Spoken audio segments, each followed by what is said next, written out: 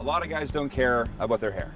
I care a lot. My wife says that if I hadn't got a hair transplant, she'd have been happy. I don't believe her necessarily, but I guess it's about me. I live a very public life, so I'm in front of people all the time. And I guess that goes back to the confidence of the hair. I don't know. I mean, if I hadn't got my hair done, I probably wouldn't leave the house. I would not want to be seen.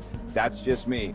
I've got a brother that's got every hair that he was born with, and he doesn't care about it. You know, it's how unfair life can be sometimes. About 2006, I was tired of fighting with my hair and trying to find different ways to fix my hair in the mirror. And I just Googled hair replacement systems, something like that.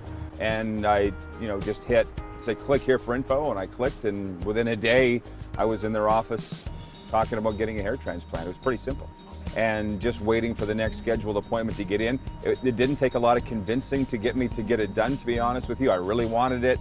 I was tired of, again, checking myself in the mirror so many times and fighting with my hair. And I talk to people that are on the fence all the time, and they just say, why should I do this? Convince me why I should do this. And I just say, you'll never regret it. I don't regret it. I actually had 3 of them done.